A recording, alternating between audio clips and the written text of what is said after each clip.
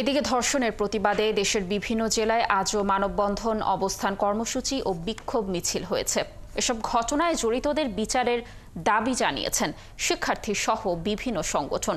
একই সাথে আইনশৃঙ্খলা পরিস্থিতির অবনতিতে স্বরাষ্ট্র উপদেষ্টার পদত্যাগের দাবি জানানো হয়।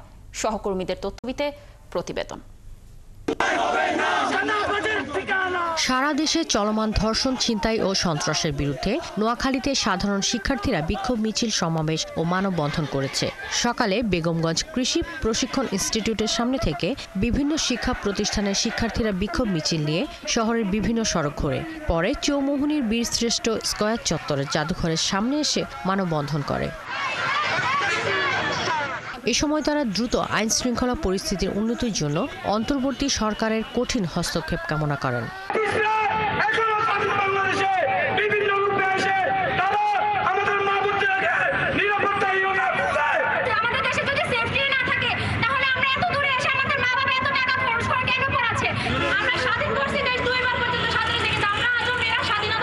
বিশেষ করে দর্শকদের বিরুদ্ধে আমরা আজকে মাঠে নেমেছি। আমি প্রশাসনের দৃষ্টি আকর্ষণ করে বলবো, আপনারাও এখনো সতর্ক হয়ে যান।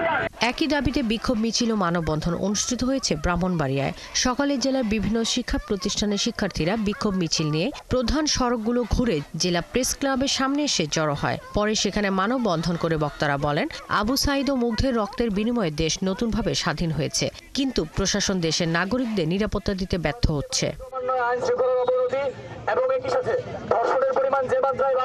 বগুড়া জাস্টিস ফর জুলাইয়ের উদ্যোগে মানববন্ধন করে জেলা সাধারণ শিক্ষার্থীরা। পরে তারা বিক্ষোভ মিছিল নিয়ে শহরের বিভিন্ন সড়ক ঘোরে।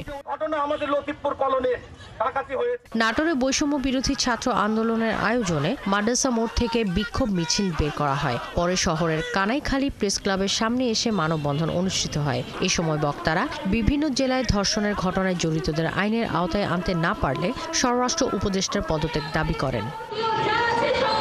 শাকিলা শম্পা, ৭১।